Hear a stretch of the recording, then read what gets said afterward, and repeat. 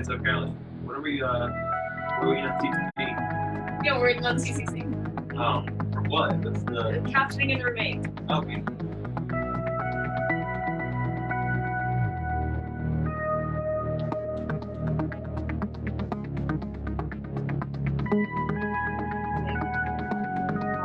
I'm texting with Anthony.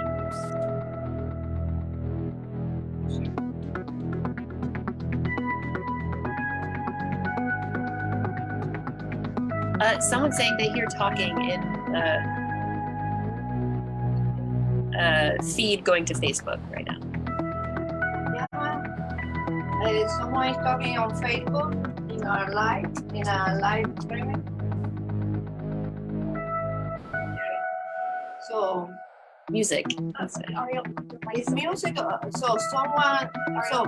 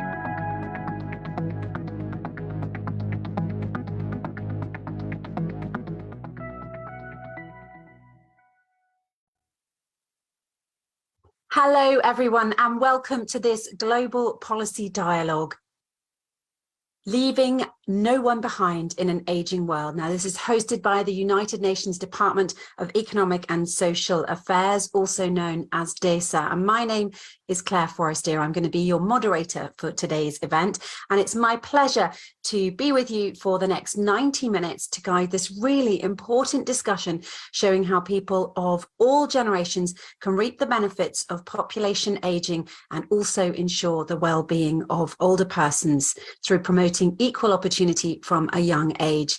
Now, the backbone of today's event is the World Social Report 2023, which was released earlier this month by UN DESA, and it's presented new data on our aging population and how we can make this transition while staying on track with the Sustainable Development Goals. And we're going to have an expert from DESA here to present some highlights of the report in just a moment. But before we continue, I'd really like to thank the UN Peace and Development Trust Fund for making this event possible. And I'd also like to share here some just practical tips so that you can get the best of the session. I'd like to welcome Razak and Ramon, our international sign language translators. They are here interpreting our event today. And thank you, guys. We're really glad that you are here. And to let you all know as well, English captions are available in Zoom and Facebook. You just click on the captioning icon on the bottom of your screens. And live captions are also available in the UN's 6 official languages: Arabic, Chinese, English, French, Russian, and Spanish. That's on a separate website, and there is a case-sensitive link that we can share with you to access this. Just coming up, so hopefully that will be appearing on your screens now, and it's bit.ly /captions 31 Jan, but that should be on your screen. And once you are on the website, you can just select the language that you want from the drop-down menu. And this link is also written in the frame of the screen on the bottom. And we really encourage you as well to be spreading the word on what you hear today on social media. And of course, we have hashtags for you. So the hashtag that you want to be using is hashtag Future of the World. And we'd also really encourage you to join in the discussion today, sending in your questions, and lots of you have already started doing that, and voting up others' questions via the interactive Slido tool. And to view the polls and ask any of your questions on Slido, just scan the QR code on the screen, or if you prefer, you can actually go to slido.com yourself and insert the hashtag Future of the World code that's displayed on the bottom right of your screen. So that is housekeeping out of the way. I'd like to begin now by getting you to all use the Slido tool to poll you, our audience. And so I'm going to be asking you, what do you see is the biggest opportunity of an aging population?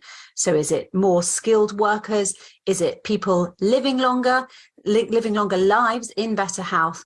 Or is it deeper family bonds and friendship bonds? Or maybe it's even something else. So if I could ask you to go and do that, I'll give you a minute to vote and just get yourself familiar with Slido if you've not used it before. And in the meantime, I'm going to invite our keynote speaker, Jonathan Perry. He's the Social Affairs Officer at UN DESA, and he's going to share with us some of the findings of the report. So hello, Jonathan. Thank you very much for being here today. Good morning. Morning, everyone. So yeah, as Claire said, I'll be presenting some of the findings from the recent 2023 World Social Report, Leaving No One Behind in an Aging World. So the report was prepared for the 20th anniversary of the Madrid Plan of Action on Aging, also known as MIPA. The idea of the report was really to show what population aging will mean for societies and how it can be harnessed to support the SDGs, the Sustainable Development Goals. So the report does talk about the situation of older persons, but it also looks at the aging process as a whole and how we can make the most of opportunities from aging societies while managing the challenges. We really wanted to show how we can address the inequalities today in a way that benefits future generations. When we started working on the report as well, we looked around and we saw declining trust in governments and in each other. So a key message of the report as well is that sustainability and equity today can really build solidarity and trust across generations and across communities as well. So I just want to start quickly with some of the good demographic news of the report by way of an introduction. And that is that people all over the world are living longer. There are more people alive today at older ages than ever before.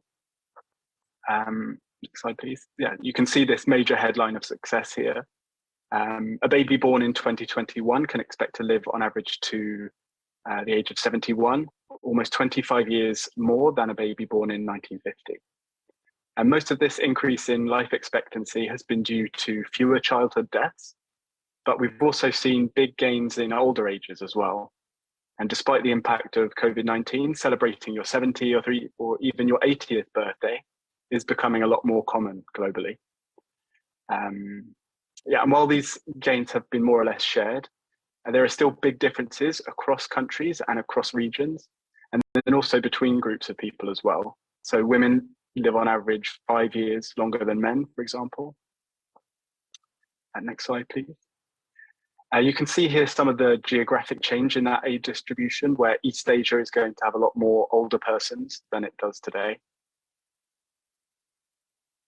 And while people are living longer, we're also having healthier lives in general, although again, there are big gaps between populations. So while women live on average longer than men, they're also likely to have more years with poor health or disability at older ages than men. So now I'll move a little bit on to what it means for societies and economies, this aging process. And one of the key messages of the report is that giving every person an equal chance to grow older and in good health and with economic security really starts with promoting equal opportunities from birth.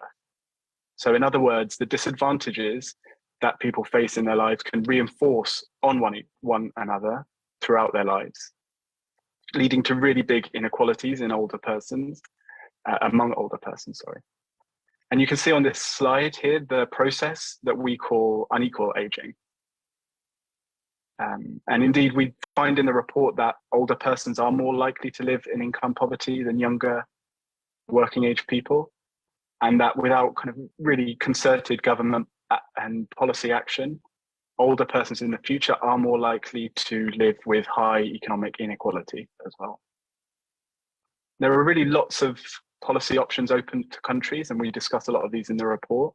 And I know the first panel this morning will discuss some of these, but I really wanted just to give a quick overview of what we say in the report, just to give you a sense of our main messages.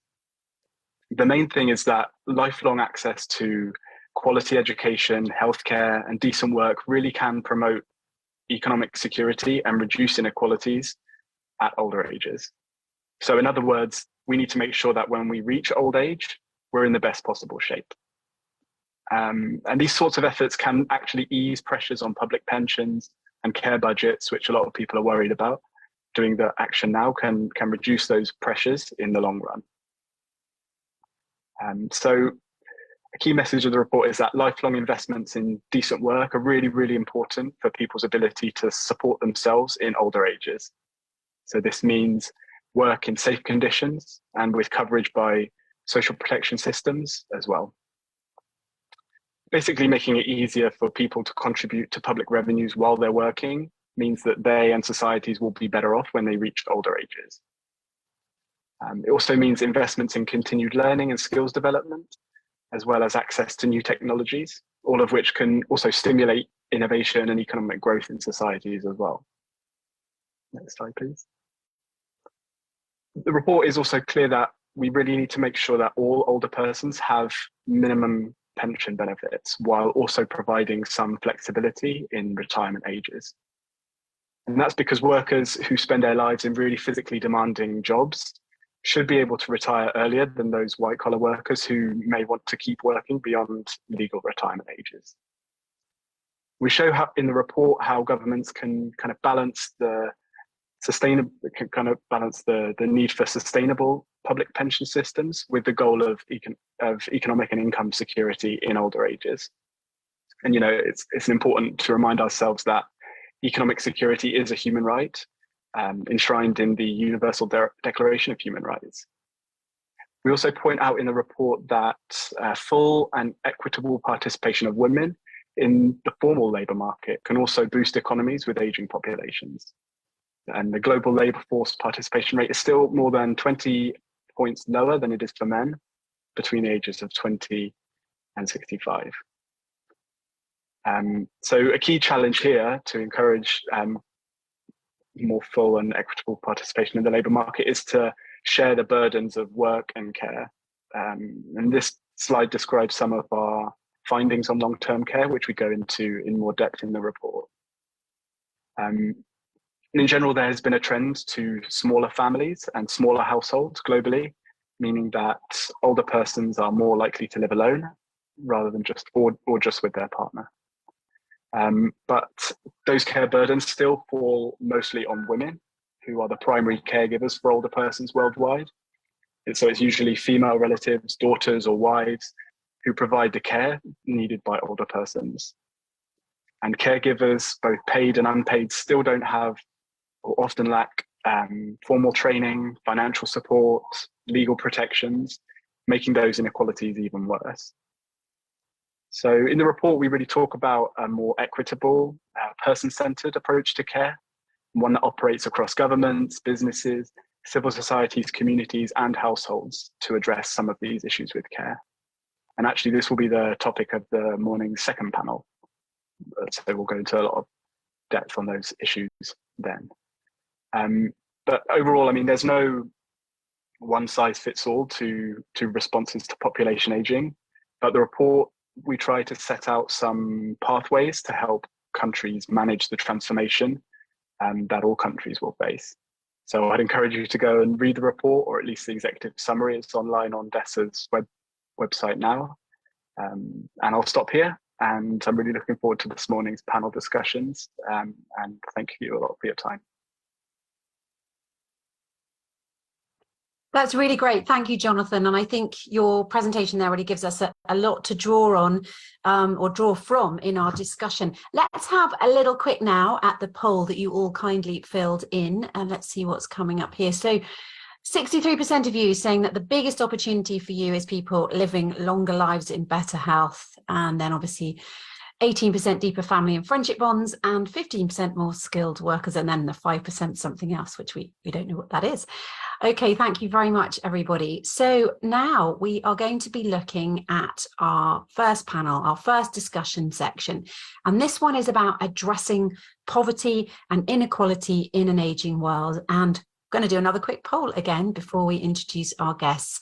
This time, I'm going to be asking you, what do you think is the most critical thing needed to ensure economic security among older persons? Is it higher wages, better pensions, more social protections, or something else? More social protections for informal workers, that is, or something else. So whilst you all vote, I'm going to introduce the three speakers that we have for our discussion today on equality and ageing. So Anna Carlson is a former director of the UNESCO Institute for Lifelong Learning. Jennifer Rouse is joining us as well. She's a former director of the Division of Aging in the former Ministry of Social Development in Trinidad and Tobago. And Srinivas Tata, who's the director for social development at the UN Economic and Social Commission for Asia and the Pacific, also known as UN ESCAP. So thank you very much, everybody, for being here. Before we start, I'm just going to see what answers we came up with for our poll. So there we go.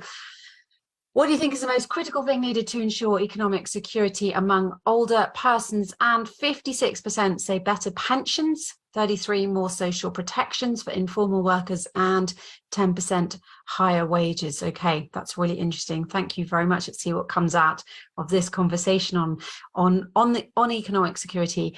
Okay, Anna, let's start with you.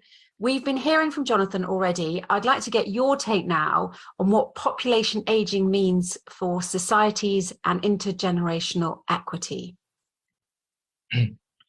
I'd like to take a quite positive approach to this question.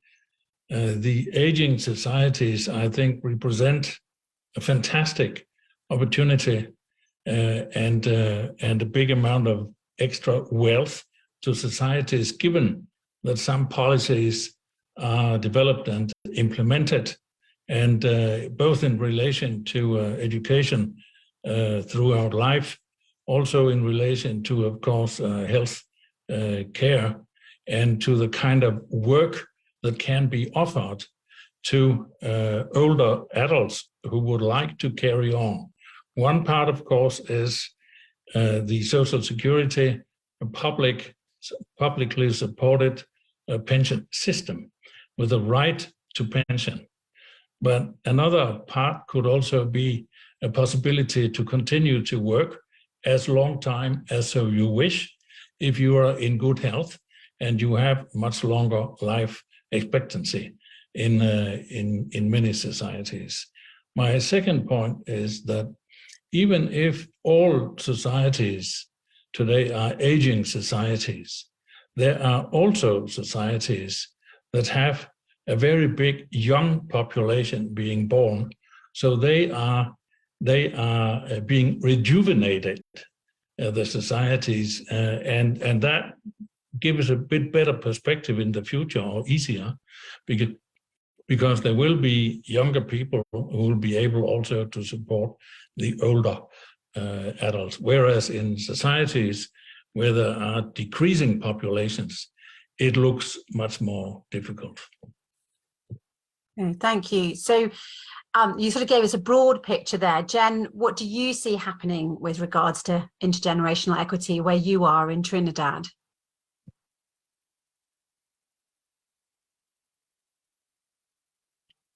I forgot my mic.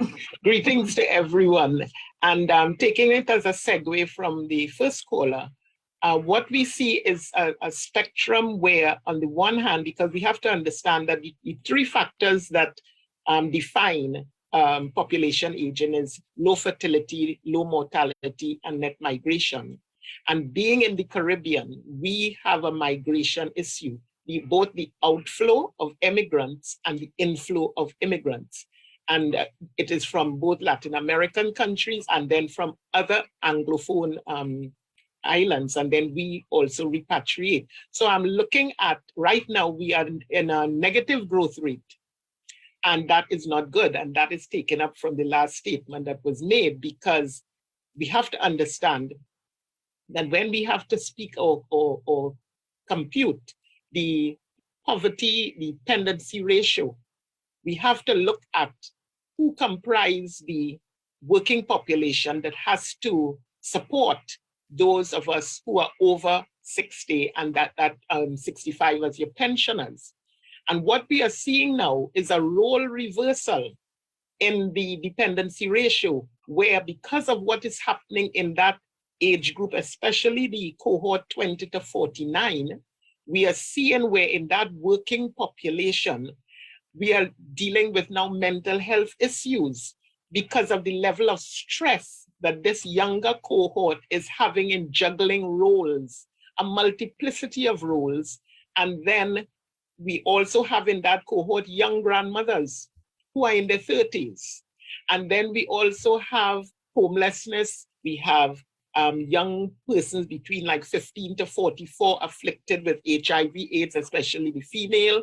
You have the male cohort counterparts there with vehicular accidents and either going into with disabilities or fatalities. We have the unemployed, the unemployable, and the underemployed in that cohort. And this was done at an epidemiological profile was done by our relooking at the whole morbidity issue. because COVID just exacerbated it. And I think it exploded when COVID came, and we really had time to look at it in a different way, where we are seeing where this age cohort 20 to 49, what is impacting them negatively is the rate at which change is happening, and they're trying to keep up. So once before, we would have had the midlife crisis as persons now in their 40s and going up to maybe 60s or so.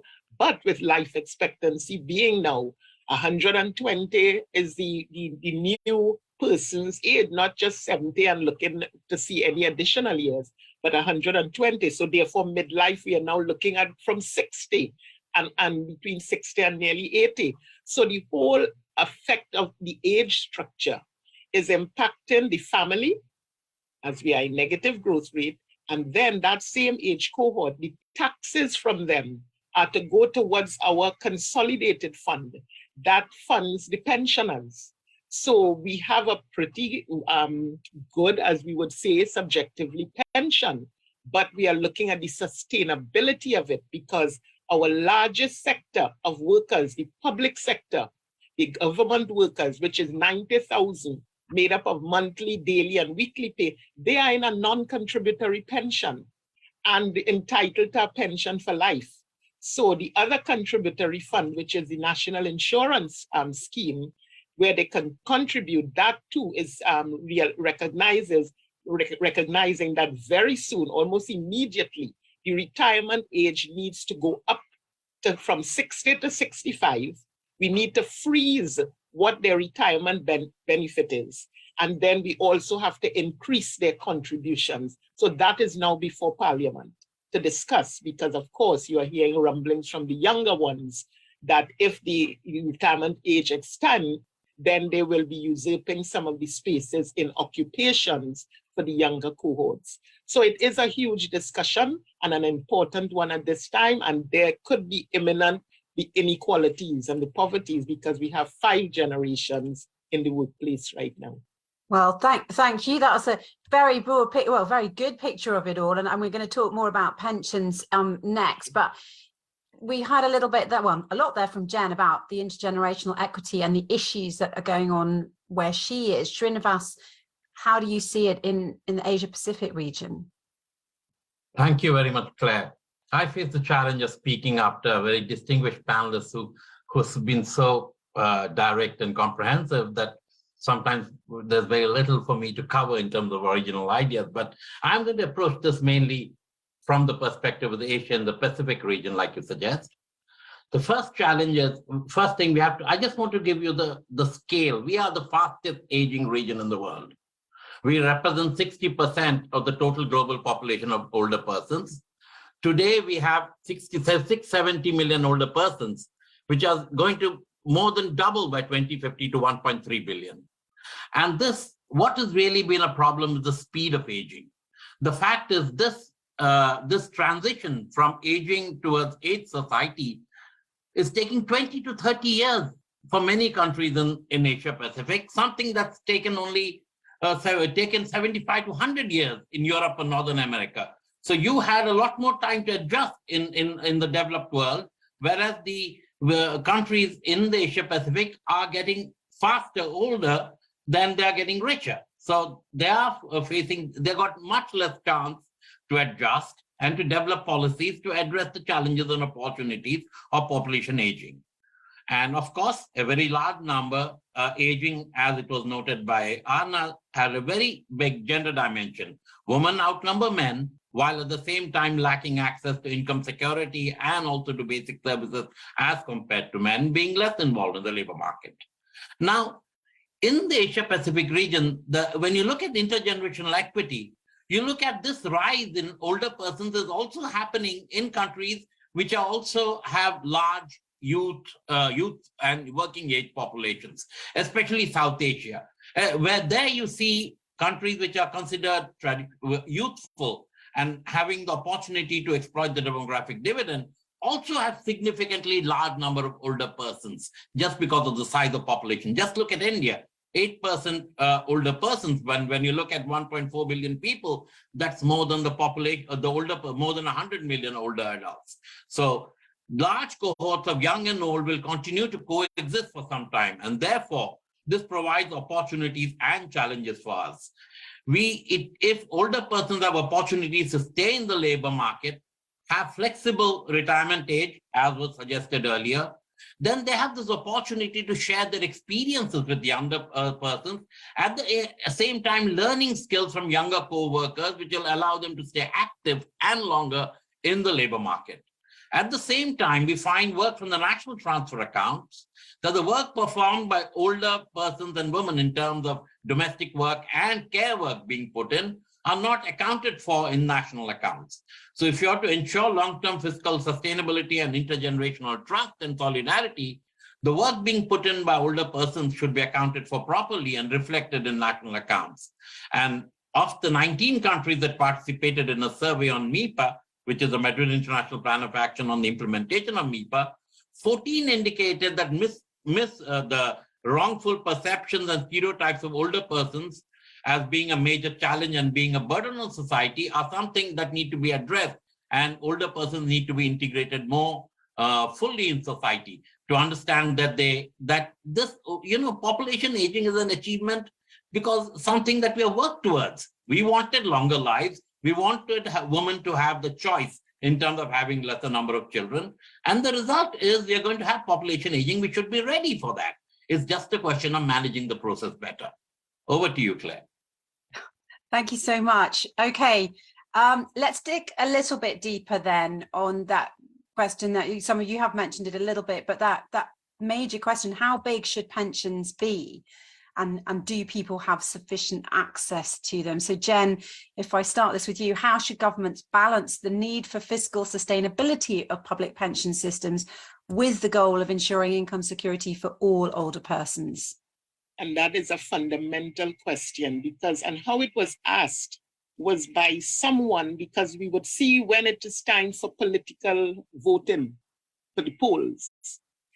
As a ploy, they would add on summarily a figure to the pensions for those who we considered old age pensioners.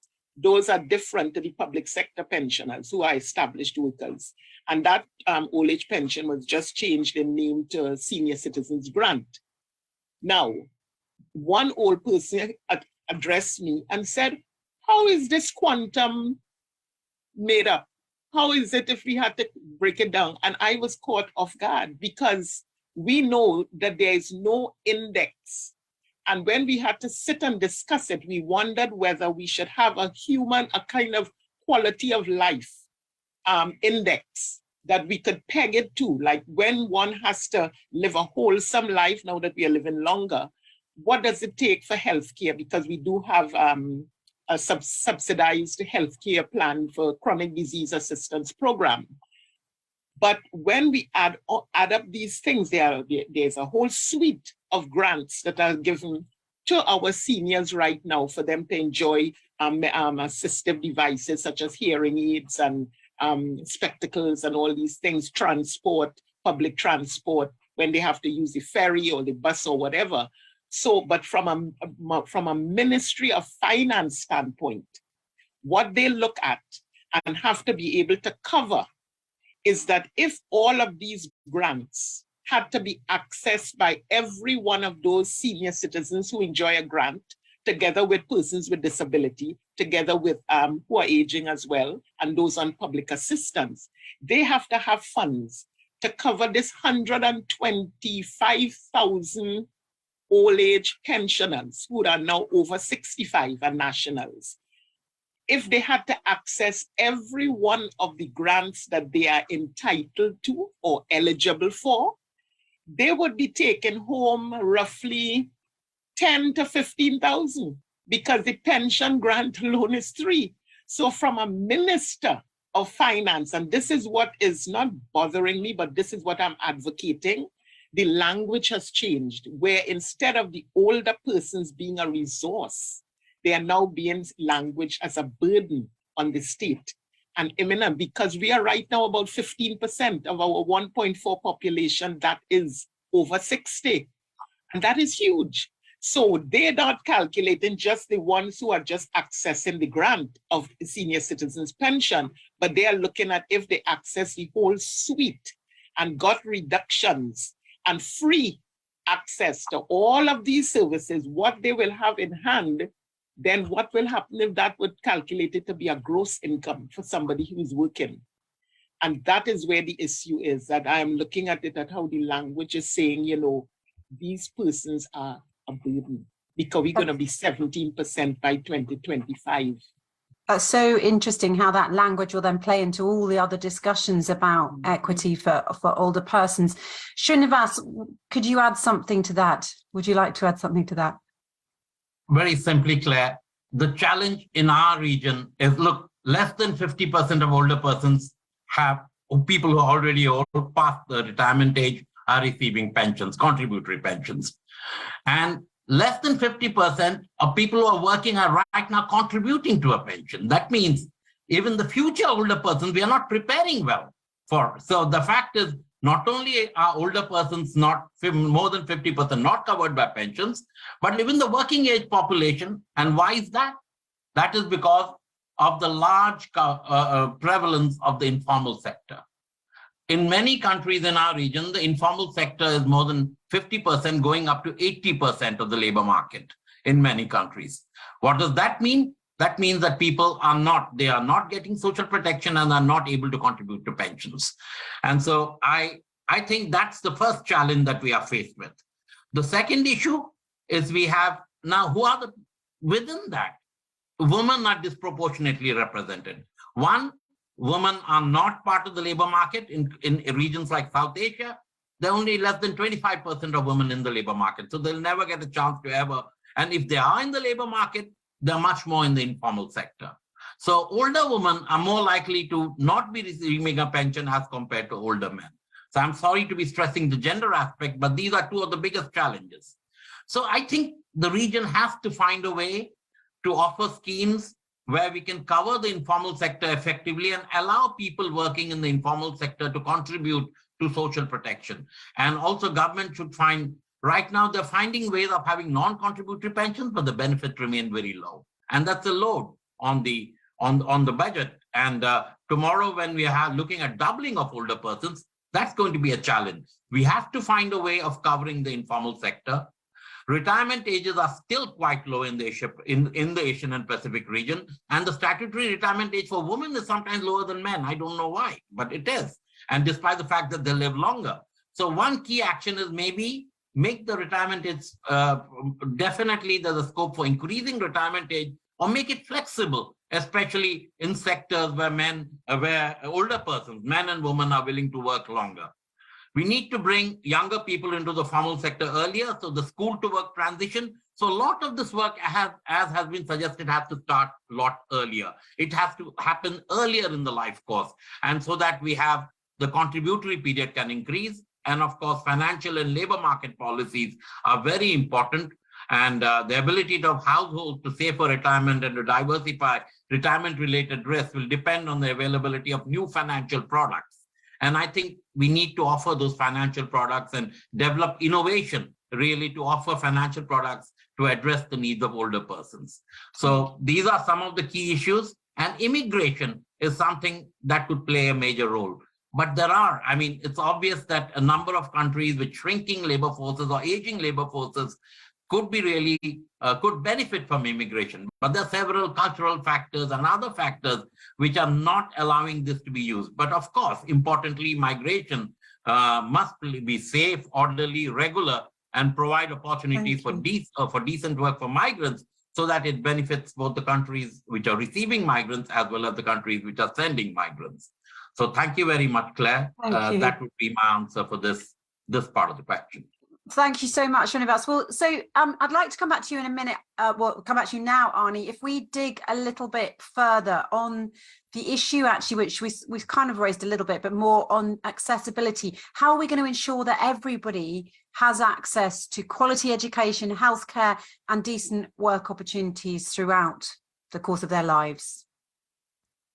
Look, I was going to ask that one to Arnie, if I may. Can I ask that to Arnie first? Okay, please do. I think you must, yes, please cover Arnie first, please. I think that many international organizations have developed consensus that most countries do not have lifelong learning systems or adult education and learning systems in place that are future ready, that are adapted to the situation that we are talking about here today. And that's, I think, is one of the first things to be done, to try to engage much more in developing the conditions that will allow older adults to engage with upskilling, skills development, educational opportunities, so that they can remain on the labor market, if so they wish, after 60, 65 or 70. Another thing is that many countries have quite a big voluntary sector, and many retirees, they fulfill a fantastic job together with younger people, marginalized people, and others in contributing with voluntary work. Also, some countries have been discussing older adults as assistant teachers to come into schools and inform about the history of their country or professions. So there are, in fact, there's a whole wealth of possibilities if it is coordinated with political and policy initiatives to strengthen the education and learning opportunities for older adults. I would also mention that the private sector could play a much larger role in organizing informal or non-formal learning opportunities for older adults that are in employment and in work, so that they can be retained at the labor market. So involving the private sector and speaking to the morals of companies and businesses to also take a responsibility for the social development in society, in a situation where we have many more adults, some of them in good health, some of them in not so good health. But anyway, the opportunity, I would say, is there. We just need some fantasy, some social imagination, and some force behind some of these possible developments. Thank you very much. We've got quite a few questions coming in from the audience, so let's see if we can get through a few of these now. I'm going to ask you all, I'm going to be strict, 30-second answers only. So the first question we've got, how do we develop services to rural-based old age people? So I'm going to come to you for that, Srinivas. I mean, I in a way, it relates. The biggest gap, I think, when you're talking about rural and urban, is there's generally a gap in terms of any kind of service, whether it be social protection. The people in the rural areas, the older persons in the rural areas are definitely covered much less. Access to health services remains a challenge, and the digital divide. There are actually the intersectionalities. Not only are they suffering from the gap between the rural and urban, but also the gap between young and old. Older persons are doubly disadvantaged in their living in rural areas. But there is hope here. I mean, there are schemes of, we need to close the digital gap, and a number of countries, whether the Republic of Korea, Singapore has this, the volunteer scheme. We heard the need from Anna talking about the involvement of the private sector. In India, the Tata Group has come out as part of its, with a very big CSR program with the pairing up of the youth volunteers with the older persons, and they're focusing on rural areas. But very clearly, if you want, I think our healthcare system has to be better oriented for older persons, both in urban and rural areas, but it has to have a much stronger outreach element if it is to benefit older persons in rural areas. Secondly, we need to use technology better. Thank you. Okay. Well, we're coming to a technology question. I'm going to bring this one to you, Arnie. Which role can AI play, do you think, in an aging world, particularly in lifelong learning? There is, even if in the most advanced countries in information technology, there is still a big gap, generational gap, in dealing with IT between younger peoples and older adults. In a country like my own, Denmark, it's considered that 25% of older adults do not feel at ease with handling or most technological devices like a mobile phone and so on. And this is in Denmark. We know that young people, they find it very easy, fantastic to deal with in no time. But here there is a very big issue still in relation to integrating older adult learning in social life, but also in dealing with authorities, with the governance in the society. Now you speak about AI, artificial intelligence, and I think this is in the same box as information technology so far, as long as we speak about the third industrial revolution and not the fourth industrial revolution where we are now, which is much more advanced and where only the most skilled people, older adults in technology, can follow suit. But the third industrial revolution, where it's just about handling first generation of AI, I think many adults could, with the right conditions, educational learning opportunities, could also be involved and feel comfortable at dealing with AI. I don't want an intelligent fridge myself, for example, but some people would like and can deal with it. I suppose it's more what the AI can do to help the elderly there. But I'm going to come to you finally on this one more last question, Jennifer, if you can be as brief as possible. What is the nexus between disability and old age, and does policy formulation take care of this specific intersection? A lot to answer, but if you could do it in 30 seconds, you'll be a miracle worker. Oh, turn your sound on. That's right up my alley, because I have been advocating since I was a director in the Division of Aging and letting persons know that the elderly will become infirm, just to varying degrees. So therefore, there must be a nexus between both persons with disabilities and the elderly, because it is inevitable. It is a stage in the aging process.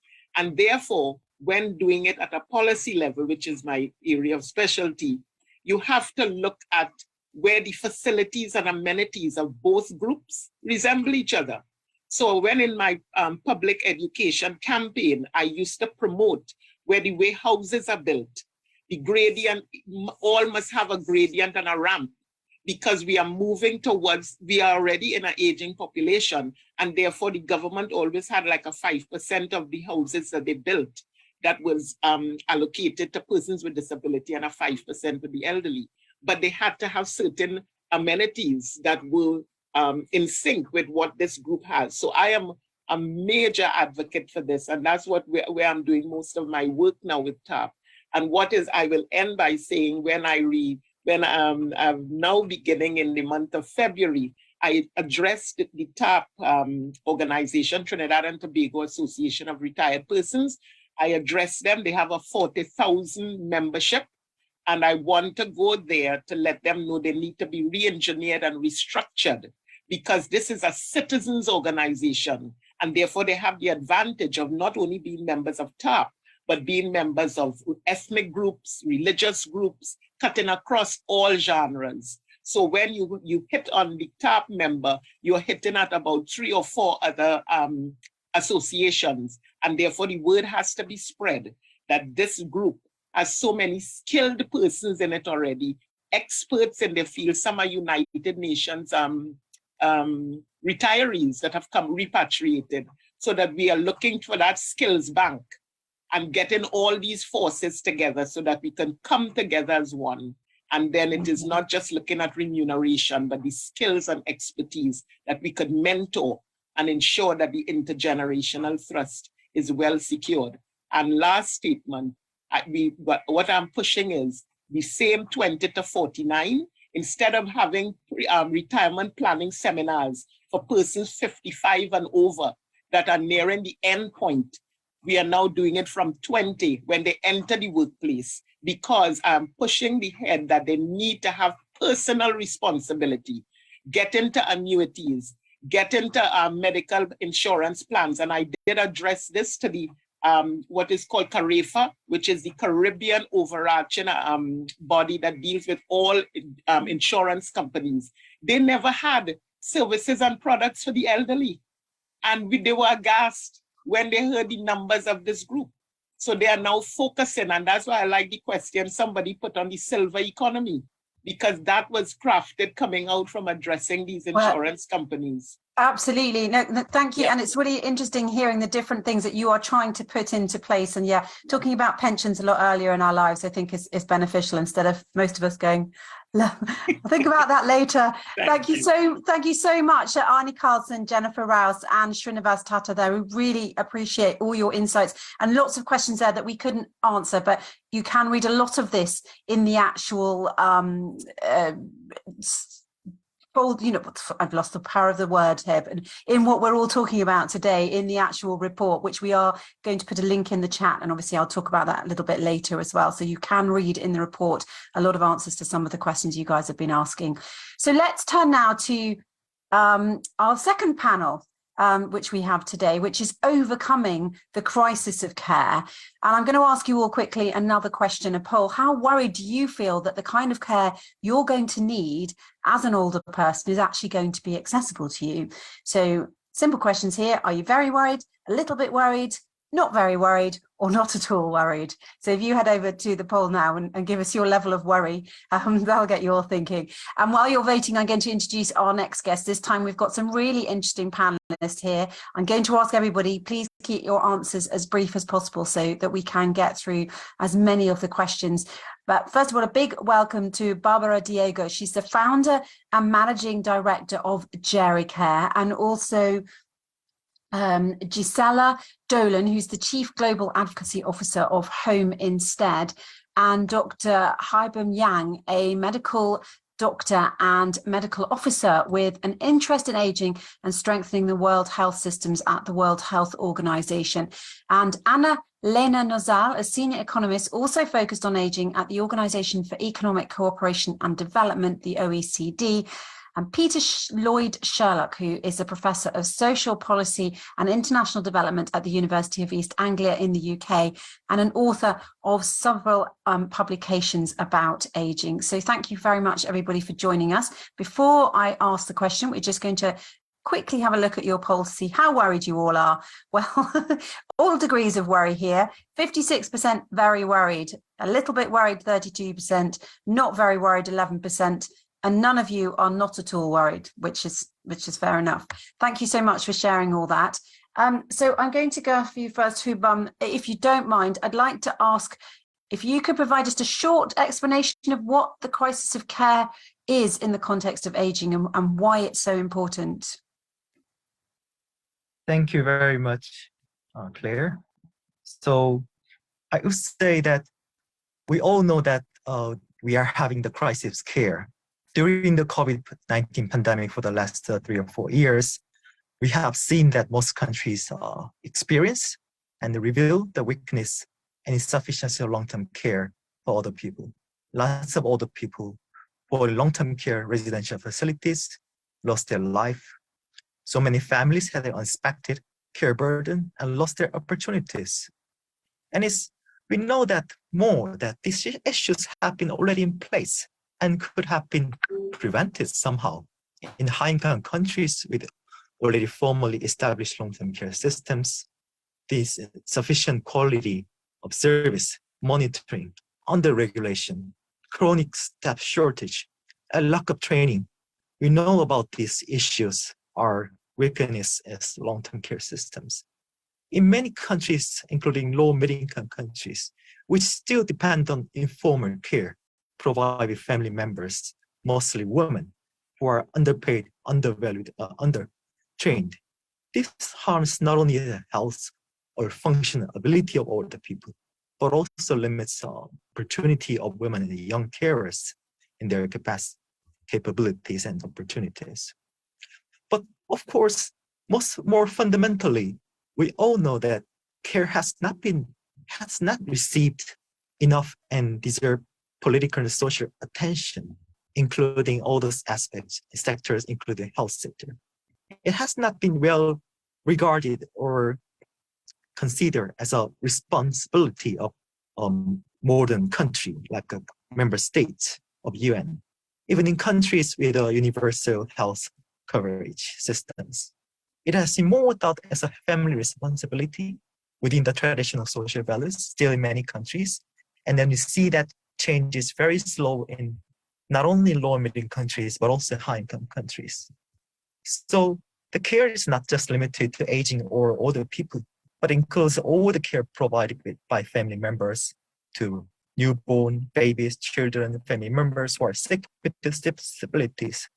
So we would say the care has been systematically and structurally neglected and fragmented.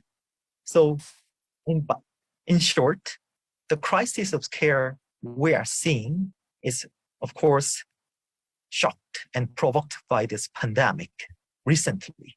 But it also gave us a momentum to gain more political attention across the world. And then now it's very timely that we UN organizations are working together to raise more voices. But also at the same time, we need not only to change policies or build systems for long-term care, but we also have to hear voices from the older people and carers who suffer during the crisis care and engage them and rethink about the value of care and caregiving. Thank you. Thank you. So, Peter Lloyd Sherlock, you're Professor of Social Policy and International Development at the University of East Anglia. What's your take on what Hubam just said?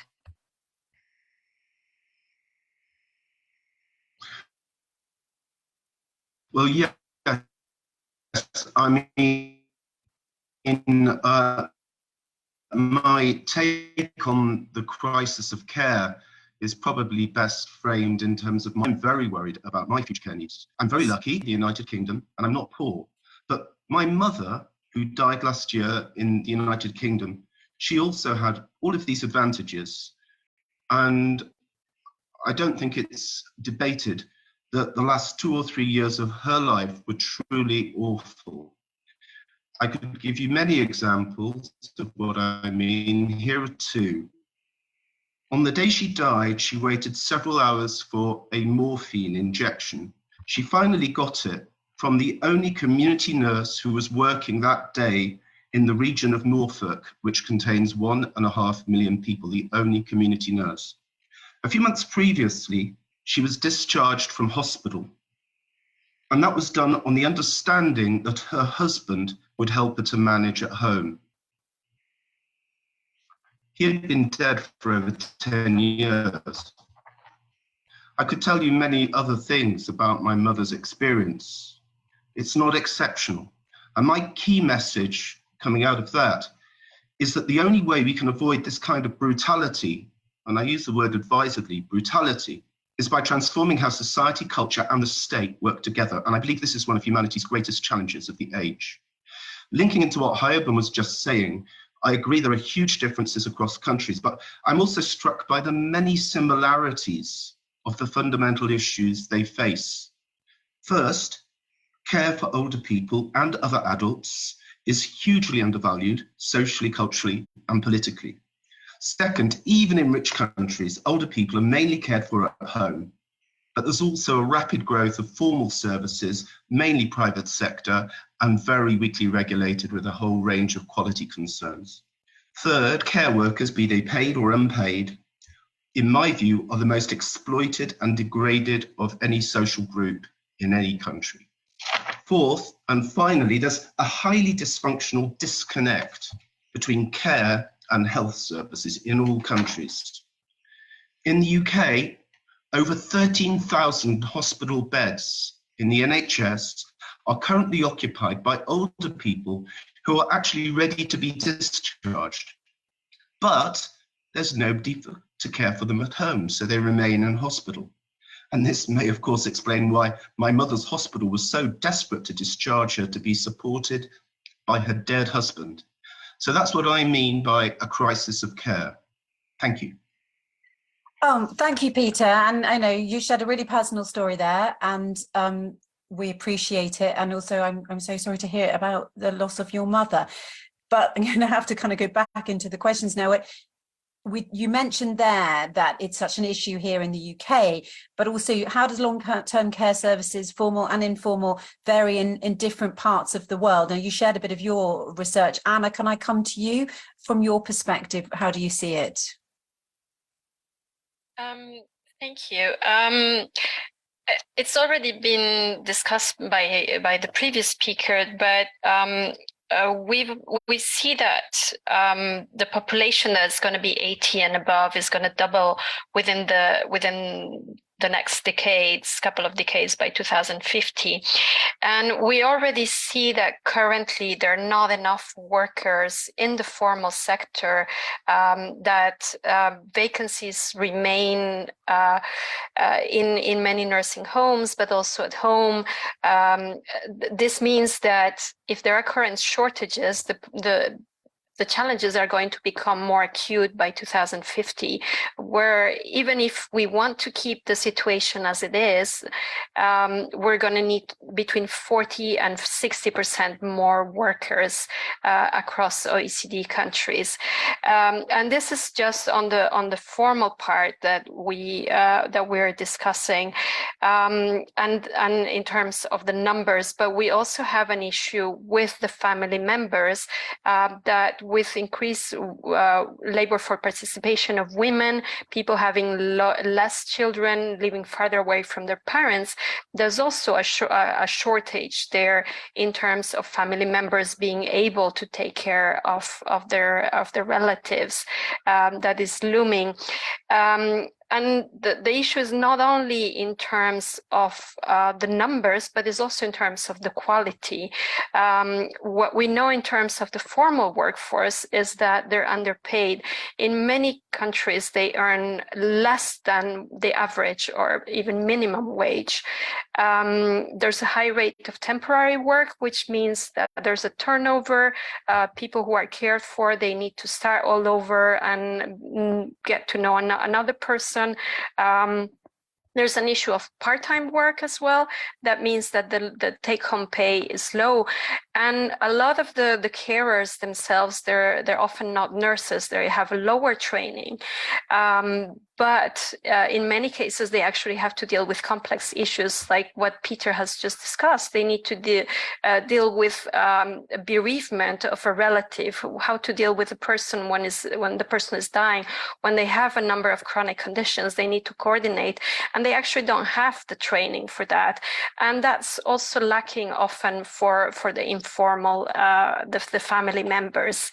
And a lot of this is related also to the fundamental question of funding, that there is not enough funding often for this. And even if we know that this is going to increase and public funding is going to need to increase, people are still paying a lot of it out of their pocket. We are talking in some cases almost like 50% or more of the income of a pensioner needs to actually go just out of their pocket, even if they actually have public support.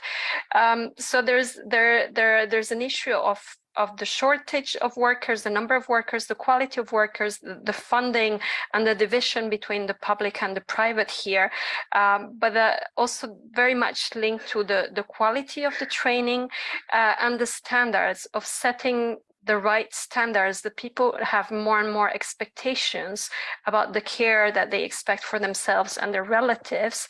And this is a sector where there isn't enough in terms of what should be the staff ratios to make sure that you have the quality. What are the indicators so that you can track whether your relatives are being well cared for?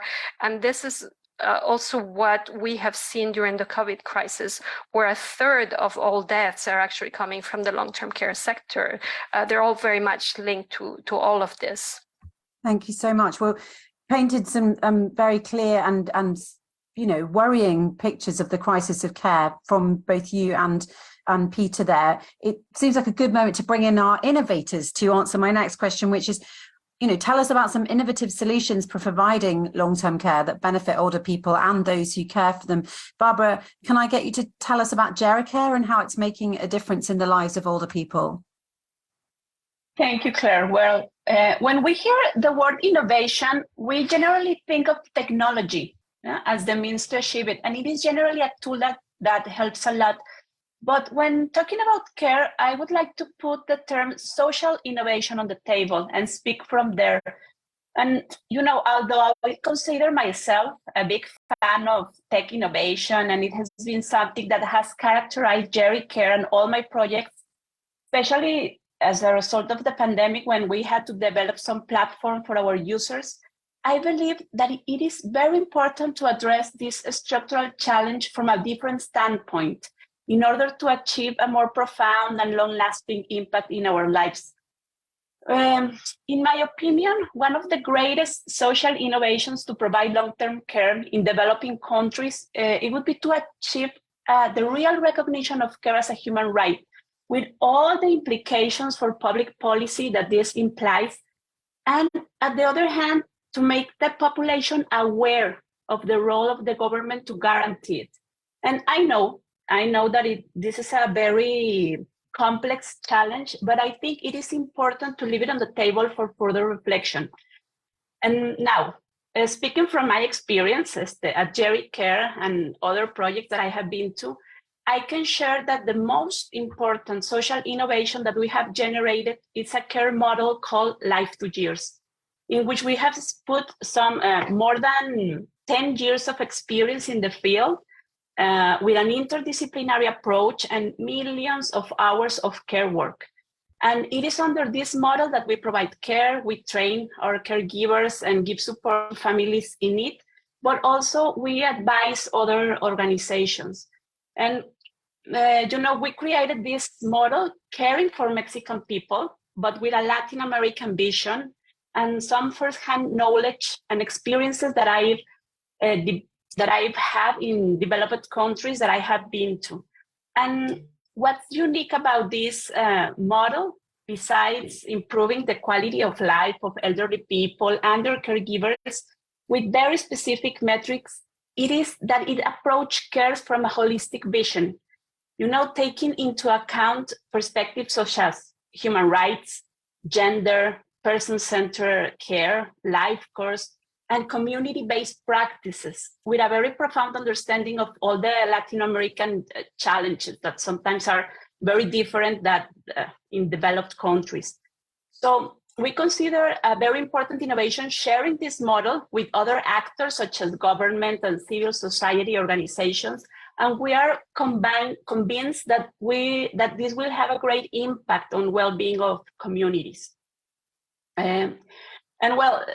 Speaking about communities, I would like to also say that this is a very relevant issue to take into account, because this community-based approach to care in our region, it's being essential. And I think we need to reassess and give importance to these practices that sometimes outside of formal care schemes, they resolve needs in a very efficient way. Since they take into account the values, preferences, and context of those who need care and their caregivers. So I'm sure that we can find a lot of social innovations there. Thank you, Barbara. Thank you. I'm very conscious of time. I wanted to ask, it's okay. I wanted to ask you, Gisela, about your organisation, about Home Instead, and why it's a good solution. Absolutely. Hi, thanks for having us. And this has been a wonderful panel. There is a crisis in care, but I have hope. And I think that's the thing about this, is that we're all coming together to talk about the ways that we can truly improve care and help older adults everywhere. And so while it is a challenging time and definitely a crisis of care, I think there's also innovation in care and opportunity and hope with all of this. And I think that's where this report and these conversations are so important. When we think in general, Claire, about what innovations work, we certainly look at what Home Instead and Honor Technology are doing. Those are the organizations I represent. I appreciate, Barbara, where you went. It needs to be an integration, we believe, of technology and touch, high tech and high touch, to really empower and expand our access and the way we deliver quality care around the world. Home Instead delivers over 100 million hours of care around the globe. We've been doing this for 30 years. We really understand older adults and families and the challenges, are able to support.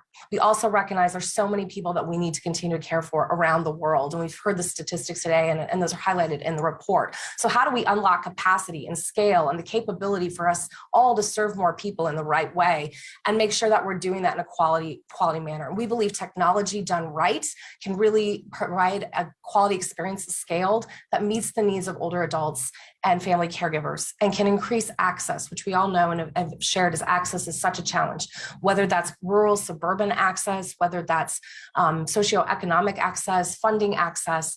We believe that tech and touch brought together can really elevate that and change that. And that's what we're doing with our business. We're really evolving our way we deliver care. There are other innovations out there, Claire. Instead of going through those in detail, I think it's more about themes. What innovations have we seen being in the home as long as we have that really work? And what do we need to focus on when we think about building innovations that are really going to make sure no one's left behind? And the key themes we see, and I appreciate what Peter and others went, Anna, is workforce.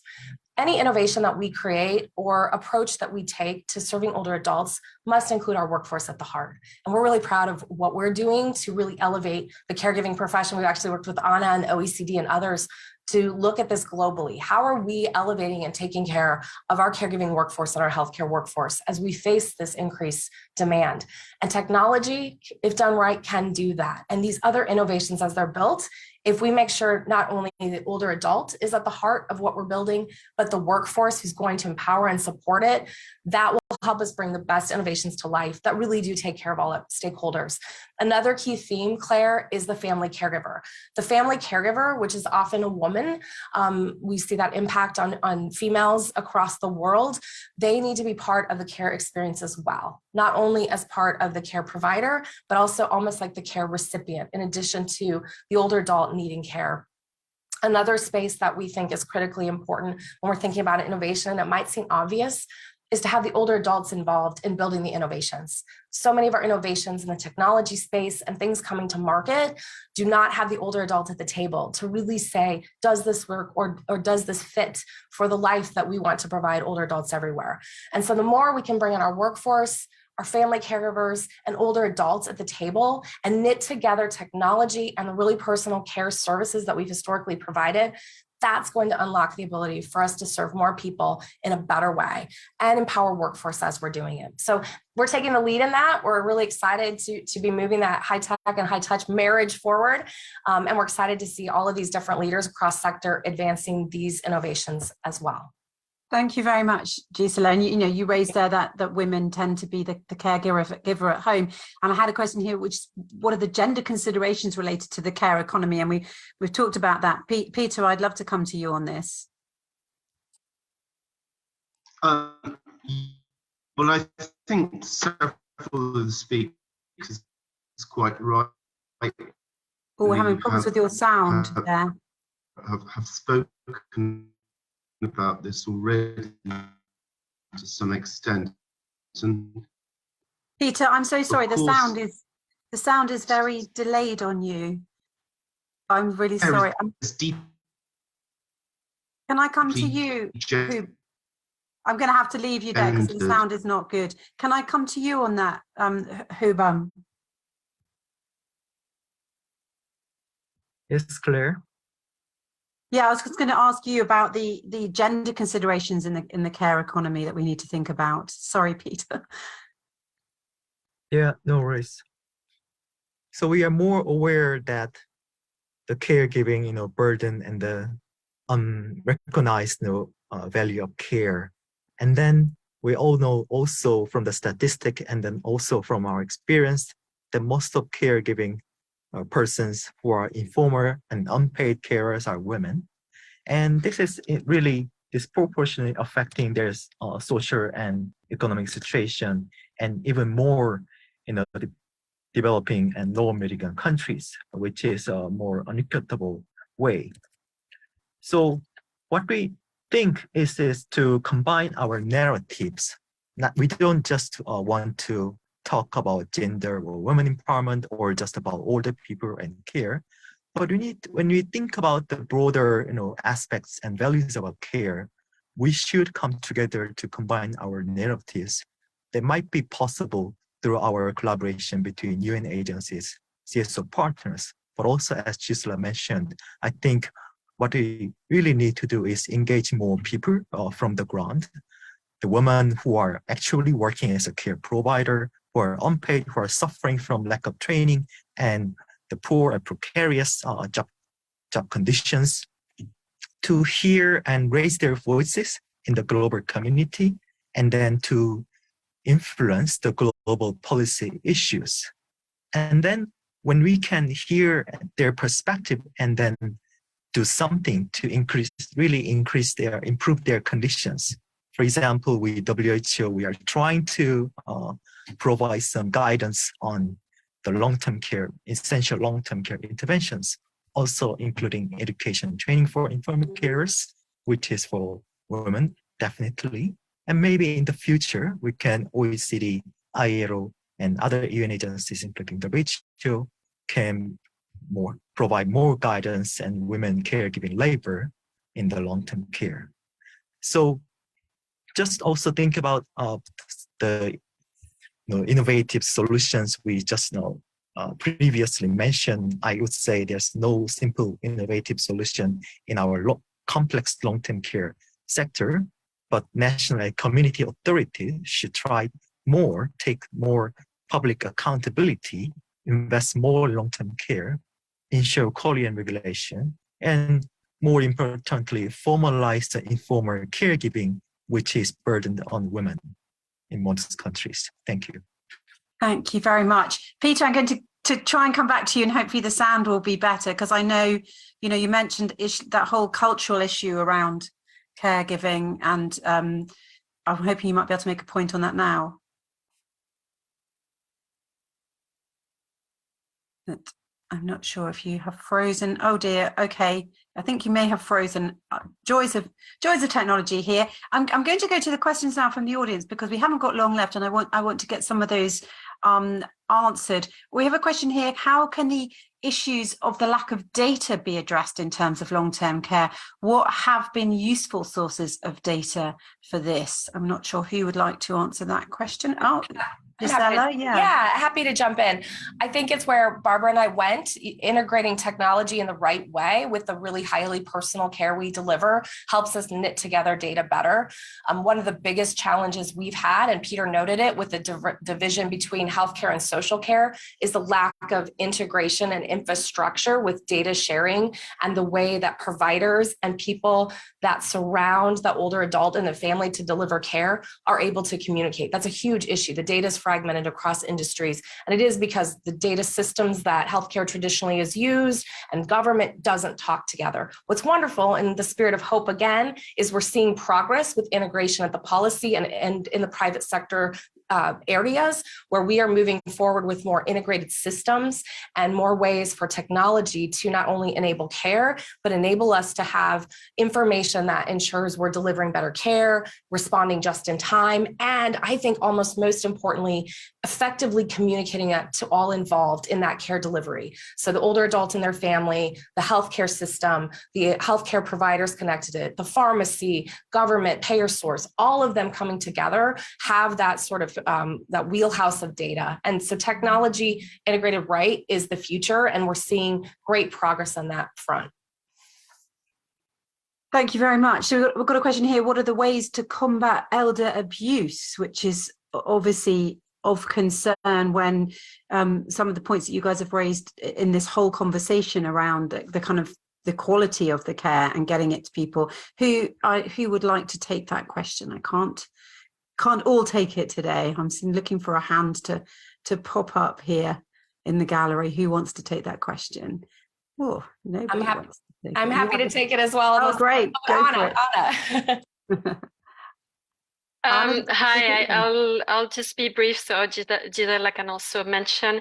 I think it's quite important to go back to this idea of both the quality standards and the data, in the sense that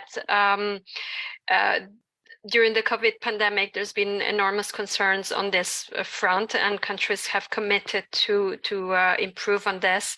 And one of the key issues here is the monitoring of quality and what are the quality standards that we set that are not only focused on what we say inputs. Let's say we don't want to know only about quality of long-term care in terms of how many rooms do you have, how many workers, but we want to be very much focused on people's experiences and reported outcomes as well. So that is one way, but it's also very much key to set those standards and make sure that there's sufficient monitoring with inspection and clear ideas on that, because one of the challenges we have seen is that there's very little in terms of inspections of facilities and even less of home care, and this is going to be key moving ahead in the future. Thank you. I see your hand up as well, Hubom. Thank you. Just about the topic of elder abuse, WHO call it abuse of older people. And then we have a recent publication regarding this issue. But very shortly, we also recognize that unfortunately, the abuse of older people are also being by the family members because they have a lot of stress and mental, physical, issues they have when they provide informal care. So first thing we need to do is improve their working conditions, addressing their mental and physical distress of care workers, and also to provide a proper support, including respite care. And in contrast, we also need to think about the abuse of care workers by the older people or other family member who receive the care, because those informal caregivers are most usually, and in many cases, are in very unequal situation when they are women or youth or migrants.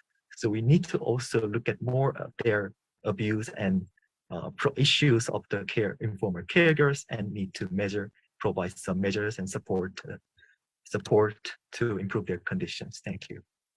Thank you, Hubom. And I know, Gisela, I was going to come back to you now. If you can answer me very quick. Yes, of course.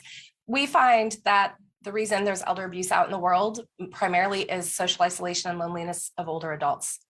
Older adults are reaching out and connecting, and sometimes people take advantage of that. So we've actually found that home care, if done right, can actually stave off elder abuse. And when we're in the field, we're actually eyes in the home and ears in the home, and our care pros often detect where Hubom went, family members that are taking advantage of older adults and so forth. So actually home care, if done right, as Anna noted, with the appropriate standards and quality as we deliver at home instead and honor, will actually help stave off elder abuse and will help bring that connection to limit social isolation. So people are not as vulnerable to being taken advantage of. So we believe that, again, done right, it can really improve that issue. Thank you. So leaving us with some hope there. Thank you very much. So we were speaking to Barbara Diego, Gisela Dolan, Dr. Hubom Yang, and Anna Elena Nozel and Peter Lloyd Sherlock. So thank you very much to all of you for your contributions, and everybody for sending in your amazing questions this afternoon, wherever you are in the world. It's afternoon for me. Thank you very much. We are now coming to the end of today's event. Thanks to all our panelists for speaking to us and for sharing all your insights and expertise. And again, thank you for your challenging questions. Those of you watching on Zoom are going to see an exit survey pop up when you exit the meeting. So please do share a couple of minutes to fill that in. It's so helpful to get your feedback. UN DESA is going to continue these global policy dialogues all year long. So please bookmark un.org/DESA on details for those events. And if you are interested in learning more about this topic of aging, the World Social Report is free and accessible at un.org/DESA as well. And you can find links there to the UN's population reports and other resources. So that just leaves me to say thank you very much to the organisers and the panellists, and to all of you, wherever you are in the world. Have a wonderful rest of the day. Goodbye.